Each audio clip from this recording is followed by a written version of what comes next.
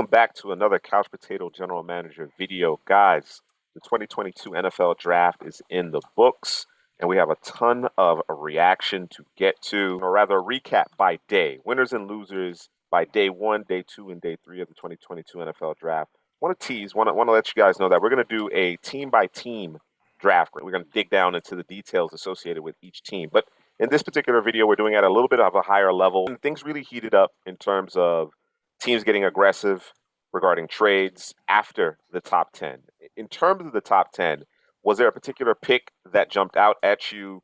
Any particular team that you thought, really nailed it within the top 10? What were your thoughts with respect to that? I like what Carolina did with Icky. Had a big need at quarterback. Stuck true to their draft board and grabbed the best offensive tackle, which they badly needed. I thought that was a good decision right there for the Panthers because, a lot of times people reach or overdraft quarterbacks, but they have a lot of issues along the offensive line. So grabbing Icky right there, I thought that was a real good move by the Panthers. So I have two picks here for me, two teams. I have the Atlanta Falcons drafting Drake London, and I have the Seattle Seahawks drafting Charles Cross. I'll start with Seattle. Simply just didn't know what they were going to do. They did what they should have done, which is we're going to protect our quarterback, whoever that is going to be here soon. Because they were the team that I wasn't sure what they were going to do. Thought they were going to kind of go out in left field. It could have just been a wild card to kind of change the entire draft, causing someone to fall that maybe we wouldn't think would have fell. We know that they like to do the project thing where, taking a defensive lineman and moving him into an offensive lineman, taking an offensive lineman and moving it into a defensive lineman, just trying to be the different. First round, though, man. Come on. No, listen, they're different, bro. They're different. There's two teams that always just, you don't know what they're going to do. It's usually them and it's usually New England. They just go left, bro. They do what they want to do, or New England will trade out. And as for the Falcons, man, when you think about, as it got closer to the draft, this is one of the players where that day I saw a couple of mocks where people are saying it's probably going to be Drake London to the Falcons.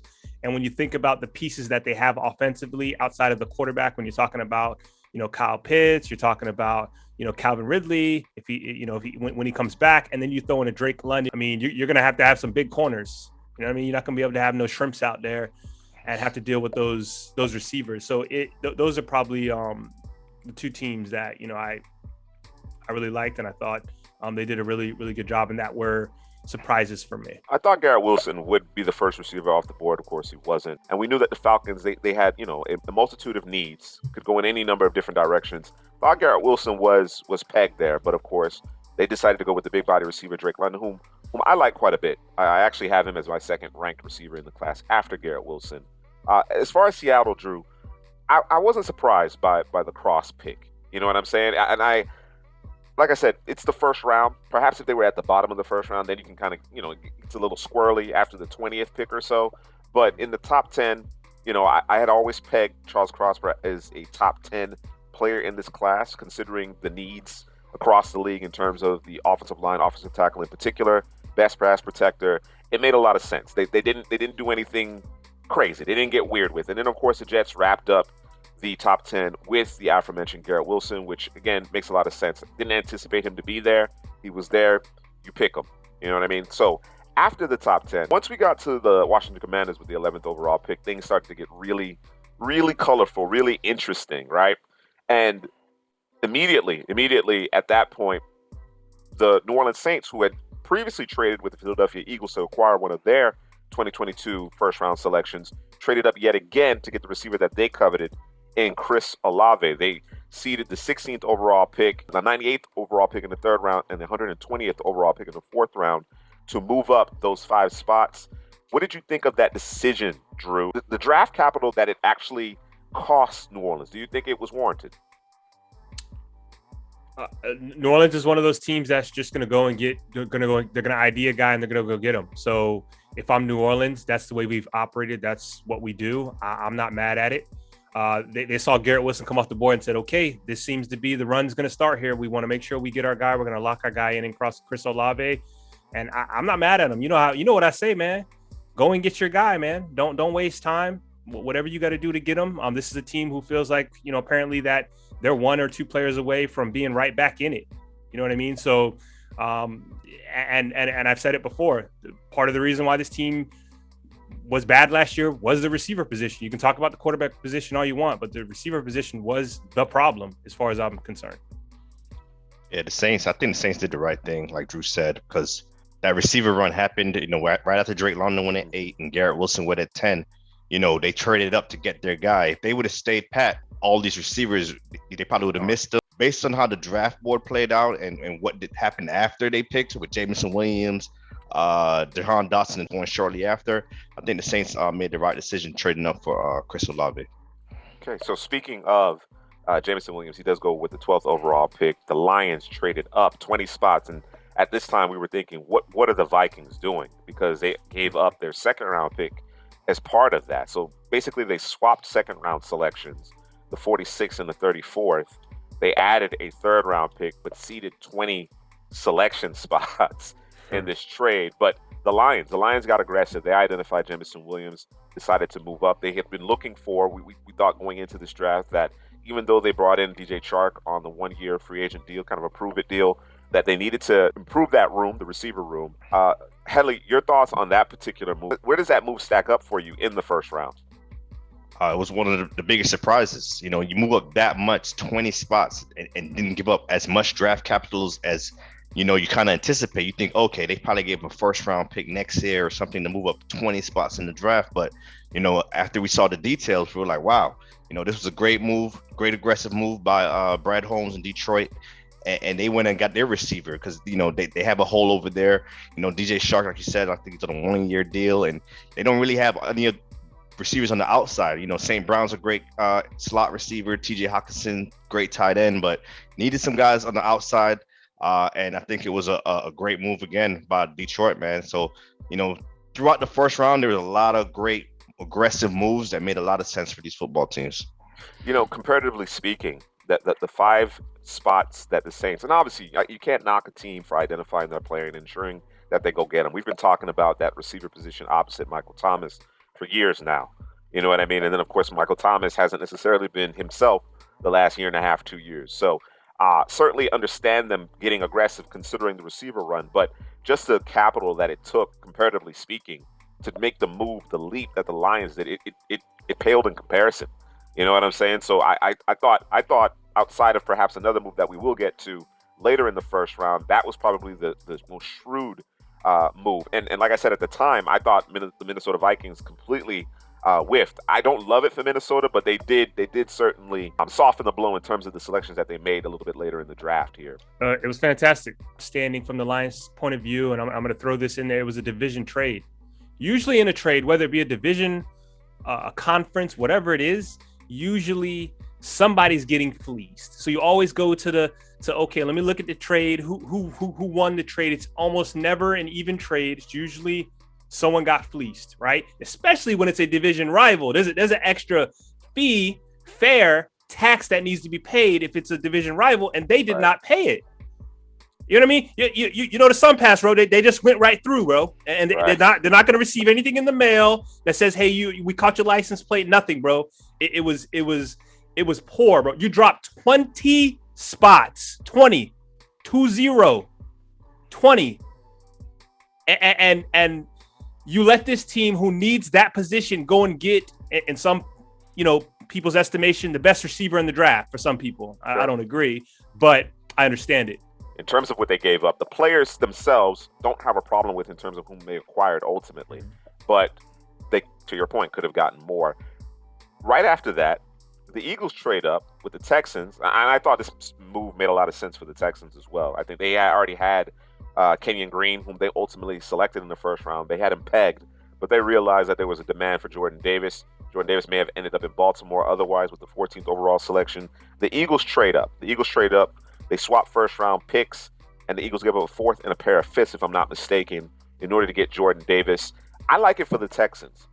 I like Jordan Davis as well. I think Jordan Davis obviously comes in and really cements the interior of your defensive line moving forward, especially as you're getting a little bit older with Fletcher Cox and then having him play in there with Javon Hargrave. So certainly from that perspective, it's great. They identified their guy, and they went and got him. It didn't cost them a ton of capital, but a Texans team who's rebuilding, any additional capital you can get and still get your guy is always a good move. Is always the favored move. You understand what I'm saying? So I really thought both teams worked that out well. And then, of course, the Eagles, they went on to trade their second first-round pick to acquire A.J. Brown, which was brilliant in its own right. I don't think you're going to get a receiver in this draft who's going to have that immediate impact that A.J. Brown would. And we're talking A.J. Brown at 24 years old. He gets his long-term extension, works perfectly. Of course, you pair him up with Devontae Smith and, Jalen Reagor, the J.J. Arcega-Whitesides of the world. It's no longer a concern there in Philadelphia. I'm sure Philadelphia Eagles fans are very happy about that.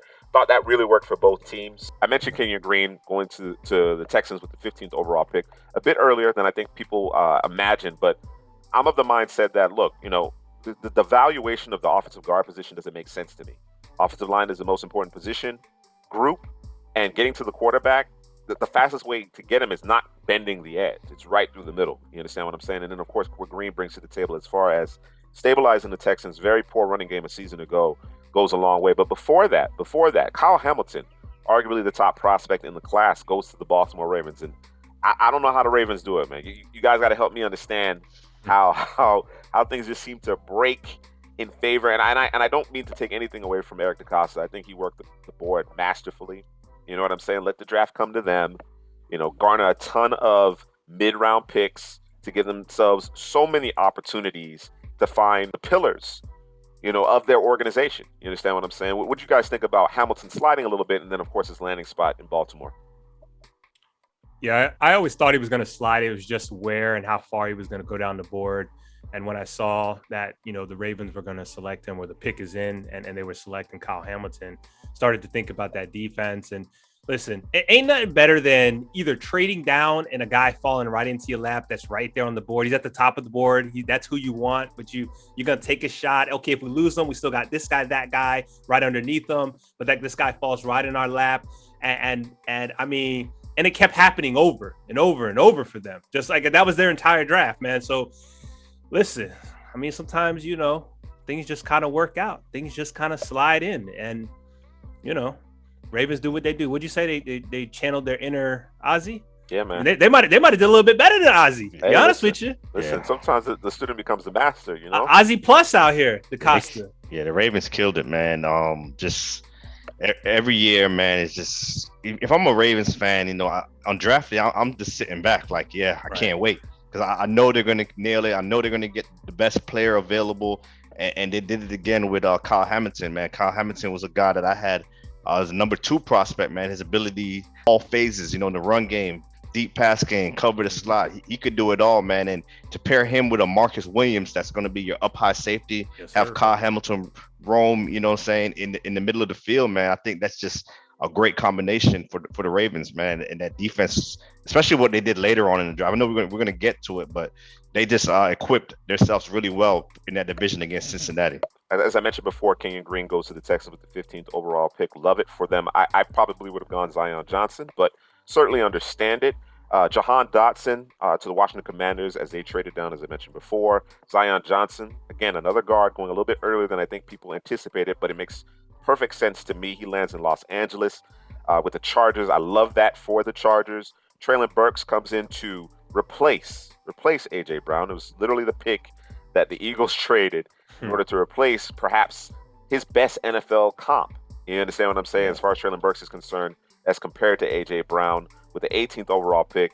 I think everybody had most of those who were comfortable with the idea of Trevor Penning going in the first round, saw him going to the New Orleans Saints. It was a matter of whether or not he was going to be the 16th pick or the 19th pick. He ultimately was the 19th overall pick.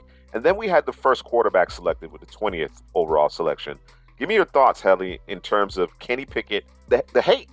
It seems like a palpable hate, man. Small hands. I'm not sure if Kenny Pickett kicked somebody's dog or what the case may be, but it just seems like people are out on Kenny Pickett, and I don't quite understand it. He was the most NFL ready quarterback in his class. The anticipation he plays with, the accuracy, the decision making. He could go from first read, second read, third read. He's just ready to play, man. He's gotten better going along his college career in Pittsburgh, and who better to see that than the Steelers? They share a facility. They peeked out the window. They was like, okay, the rest of the world might not see what we see, but we see Kenny Pickett getting better every day. and to come into a team with weapons all over the field. They added some more weapons, some receivers later on.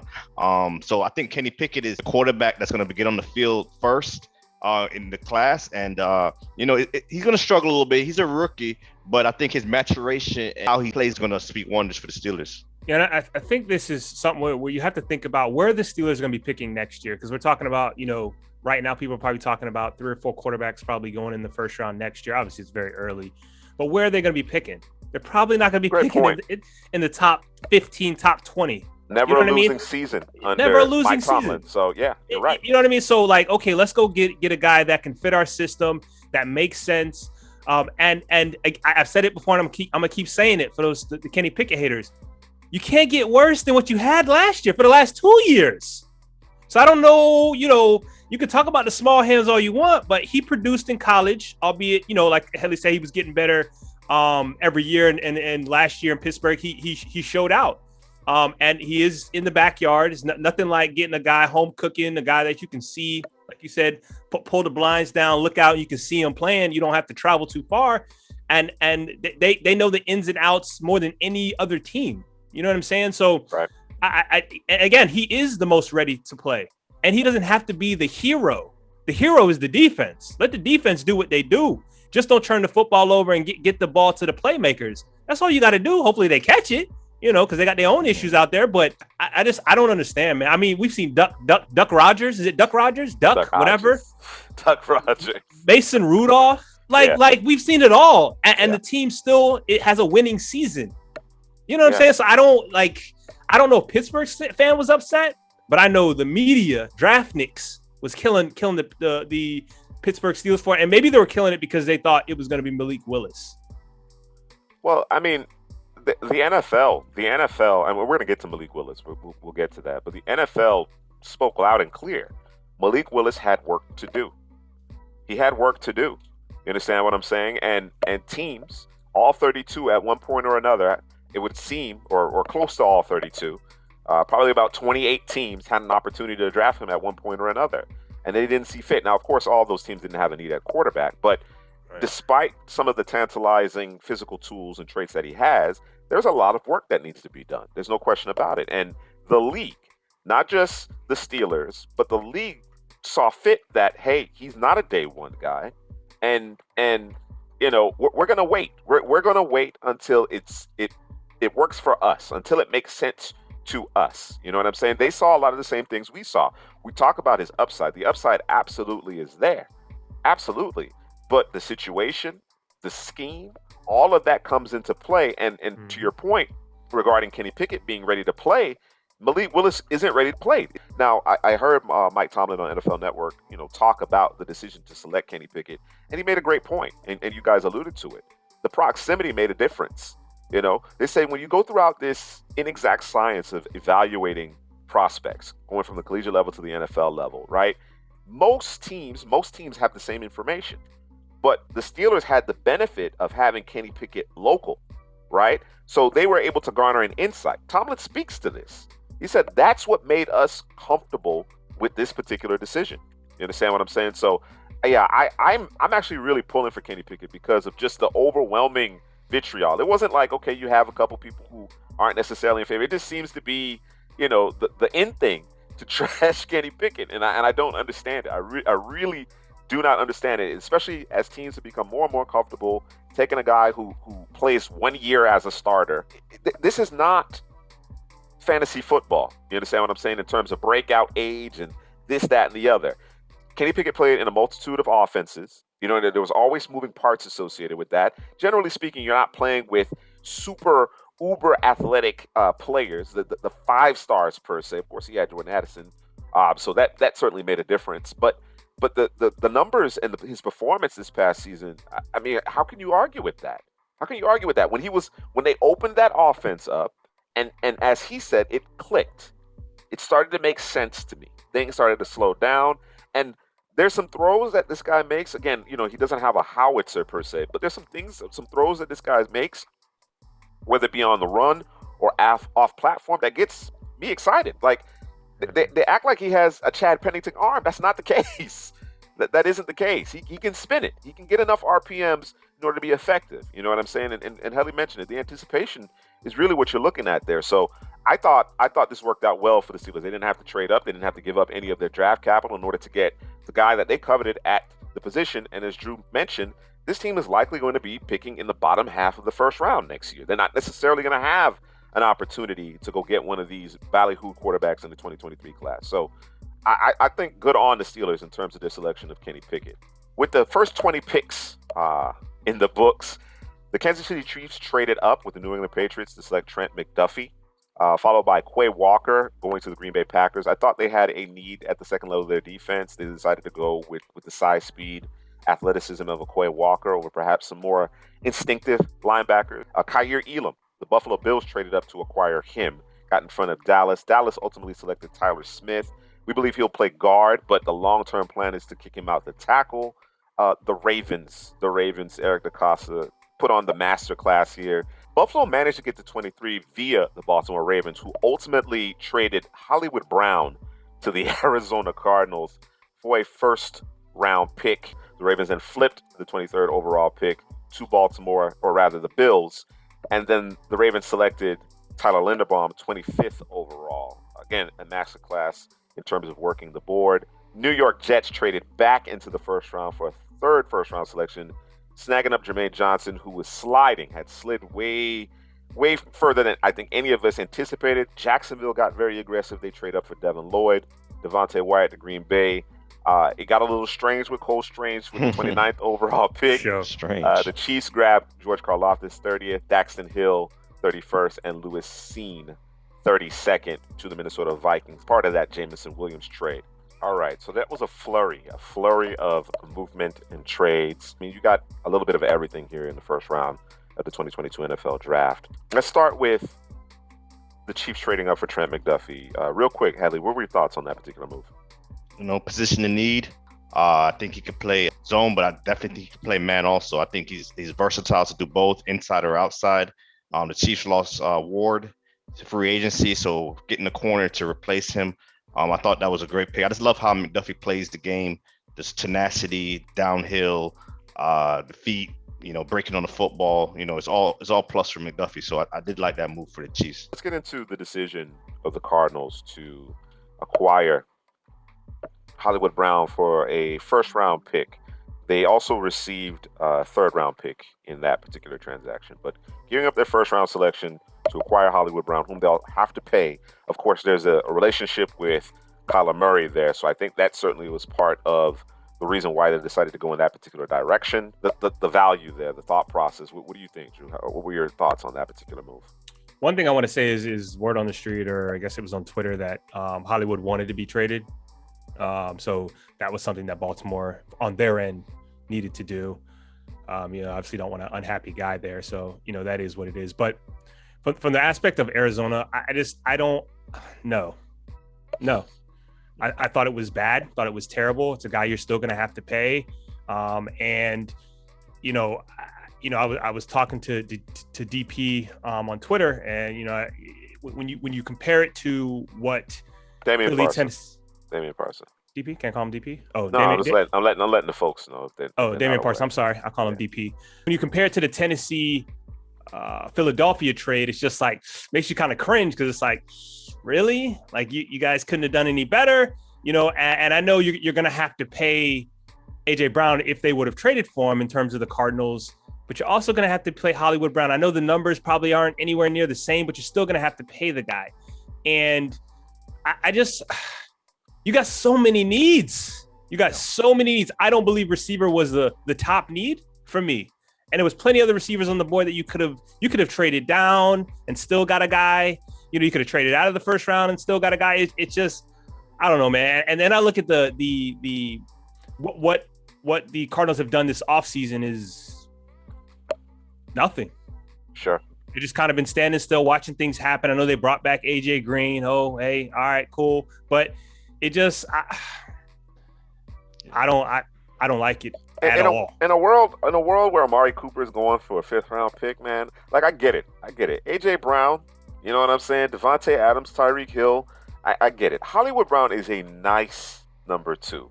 And I think he will pair very well with Kyler Murray. But to your point, Drew, it was an overpay in the grand scheme of things, considering the other areas of your roster that needed to be addressed. You understand what I'm saying? Like, I get it. You might feel that or believe that you don't necessarily have a receiver on your draft board after that run of receivers in the first round that's going to be able to contribute and give you what Hollywood Brown is giving you at this point in his career. I certainly understand that. Arizona is a playoff team at this juncture. They feel like they're on the cusp, I would imagine. But to your point, the attrition of that roster and the makeup of it, perspective of ultimately what you gave up in order to acquire him, to then on top of that have to pay for him, I think it was a bit of an overpay. Yeah, I think y'all hit it, man. Because I do see both sides of this. Sure. Hollywood Brown, was my wide receiver one coming in. He's a dynamic talent. Not much Hollywood Browns out there in the NFL with the speed that he could bring to the football field. And Arizona losing Christian Kirk in need of a wide receiver to kind of stretch the field. So I get it from that perspective what Arizona's thinking, especially with all the receivers off the board at this point. But the thing is with Arizona, like you said, you guys both said it, they have so much other needs, and also they're going to have to pay him soon. But on the football field, what Hollywood Brown can do for Kyler Murray, I think that will benefit him. I agree with that notion, Headley. Perhaps we're looking at this through too short-sighted. You understand what I'm saying? Because of the familiar relationship with respect to Kyler Murray and Hollywood Brown's skill set, which they need in Arizona, certainly. I guess they didn't feel like Rondell Moore was that type of player in terms of being able to consistently stretch the field. Hopkins' body, is it going to continue to hold up? Could Hollywood Brown be receiver one in Arizona over the course of the next several years? Not necessarily this campaign, 2022, but down the line. That might be the case. That might be the thinking here. You understand what I'm saying? So, not that I necessarily agree with it, but we have seen Hollywood Brown have some success, had some drops as well, but has had some success in a very run-oriented offense with a passer who isn't as good as Kyler Murray. Let's call it what it is. I love Lamar Jackson, but he's not as good a passer as Kyler Murray. So perhaps there's another level. Perhaps there's another level to Hollywood Brown, which we've yet to see to this point. So it'll be interesting to see how that ultimately plays out. But the initial visceral reaction is that's an overpay, considering the makeup of your roster. We're going to talk a little bit more about the first round in terms of who you thought, from a team perspective, was a winner, was a loser. But I just want to get you guys' thoughts with respect to the 25th, 26th, and 27th picks. That's Tyler Linderbaum, Jermaine Johnson, and Devin Lloyd. They were all byproducts of trades. Again, I mentioned it before, Baltimore was masterful in terms of the way they worked the board. They get Tyler Linderbaum as their pivot. Jermaine Johnson slipping perhaps, top three among edge rushers immediately. You know what I mean? In terms of his ability to get after the passer in this class, he slides a bit. The Jets got aggressive, moved up and nabbed him. I thought that was excellent value. And then the aggressiveness of Jacksonville to move back into the first round and grab Devin Lloyd, I believe across the board for us, top linebacker.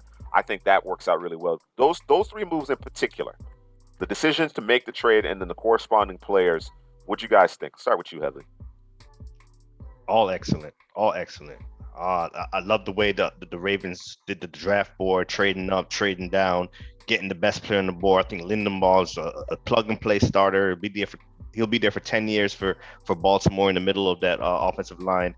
Jermaine Johnson, this is Drew's guy, man, Florida State.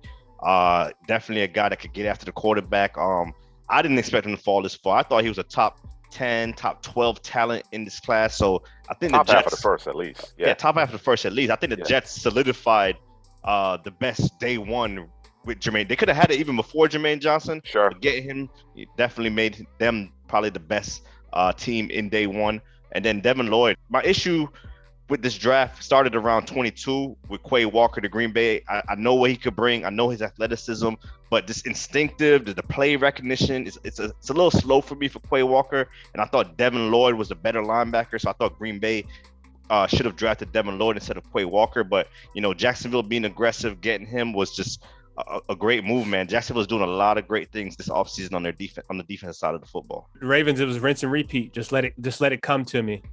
Let me slide on down, and then I'm gonna let it come to me. And let me get all these 4th round picks while I'm at it. Right. Yeah. And I'm gonna do damage with those too, by the way. Right. And in terms of the Jets, man, I'm gonna say it. Is this the and obviously they haven't played yet, obviously, right?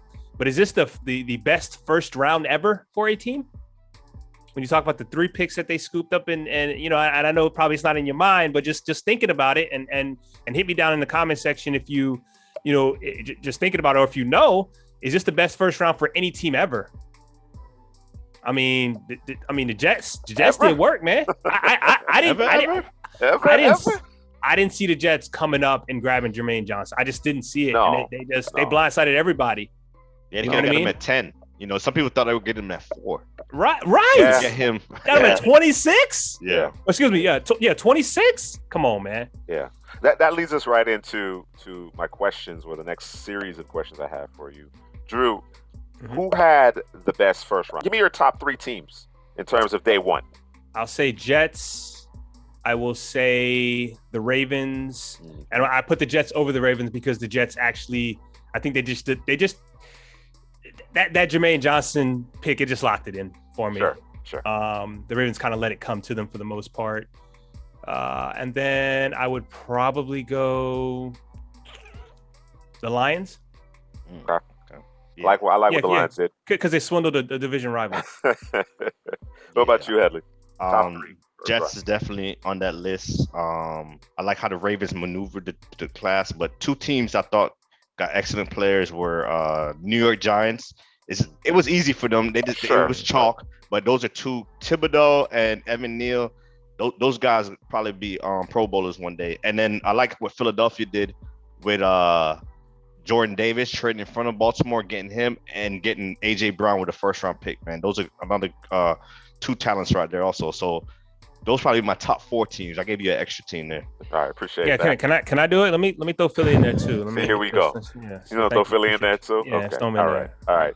Your point regarding the Giants, Headley, yeah, of course they had the 5th and 7th picks, but we're talking about 2 players who were widely considered perhaps the first overall player in this draft, to be selected as the first overall player in this draft. So, yeah, I mean, hard to mess it up, but the fact that they didn't mess it up and they were able to get both of those guys is really impressive. What about your bottom 3, Headley? I can tell you the 3 picks I didn't like. Let's hear it. I mentioned Quay Walker before. I don't think it's a bad pick. It's just I just thought it was a better player on the board for them. Sure. It was the wrong player, right position, wrong player. Yeah, there you go. Drew's gonna disagree with me here, but Kyer Elam, I get it for Buffalo. I get it. They needed that corner, but I like Andrew Booth more. He went 2nd round. I like Roger McCreary more. He went 2nd round. So I just thought it was a better player. Same scenario, right position. I just thought it was better players on the board. And New England, man, come on. I like Cole Strange tape. Huge Cole Strange fan. I like Cole Strange tape. You're a big I like Cole what Strange he does. fan. I like what he does, but I was thinking end of the 2nd, beginning of the 3rd round. You know what I'm saying? I didn't think he was a first round talent, but I just think New England's gonna prove all of us wrong. Especially with offensive line. They usually do a good job at offensive line. In all likelihood, yeah, they would. I'm gonna be honest with you, man. I really have one, and it's New England. I know that I could pick on Dallas, but when I think about Dallas and I look at what was on the board, and they really wanted an offensive lineman, they really wanted to protect the quarterback. I go get your guy, and they've studied the guy. That's the guy they want in Tyler Smith. So I wouldn't have made the selection. Sure, but that is their guy, and I'm not gonna kill him for it. And this is a team. Well, I want to say they've developed offensive linemen lately. I don't know if that's the case. No, historically, Bill Callahan as the offensive line coach, right. Yes, but not as of late. No. Right. No. Yeah, but I'm going to go with New England, man. I mean, you're talking about they did the Raider thing here, where the Mike Mayock Raider thing, where the consensus for a player is 300 and they're drafting them in the 1st round type thing. Not Cole Strange was that bad, but I mean, you could have got him later. You could have traded out of the 1st round. Like, it just didn't make sense, man. And again, I know it's one of those, hey, that's the guy you wanted, but I'm talking consensus here. Like, what are we doing? You know what I mean? And it was so bad. I don't know if you saw the clip, Sean McVay. He was like, Oh, yeah. we was looking at him with our we what thought is we it? might Their be able first, to get him. with their first pick in the third round, the bottom of the third round. Bottom of the third. Yeah. You know what I mean? He wasn't really taking a shot. He was just, speaking his mind, and it happened to be a shot, unfortunately. But I mean, but people always, you can't go against what Bill's doing over there. No, I can go against it. I don't like the pick. The reports are that, of course, the NFL was higher on close range than the media per se, right? And scouts had argued that, or reportedly scouts had indicated that he wasn't going to get out of the second round. To your point, though, I think you could still manage to get better value. You understand what I'm saying? I like the idea of trading down. If you're going to go get close range, of course, trade down, which they did. But I think they could have probably traded down into the 30s, perhaps even, top half of the 40s, you know what I'm saying, and being able to acquire him. With respect to Tyler Smith, the Dallas Cowboys, poorly kept secret in terms of their interest in the player. However, to me, in order for that pick to truly garner the value that you want, he's going to have to come in right away and be effective at guard, which I think we agree he can be effective, assuming he continues to develop. I think the guy has the mentality for it. He has the body for it. He's got to clean up the technique. A lot of penalties, heavily penalized at tackle. We believe guard is his home. If he has immediate success there and then is eventually able to transition to tackle, then it makes all the sense in the world. But again, I thought that was a player that could be had on day 2 as well. Even though there had been rumblings about him being selected in the first round, I thought he was a day 2 player according to the film. So it's going to do it for the first day.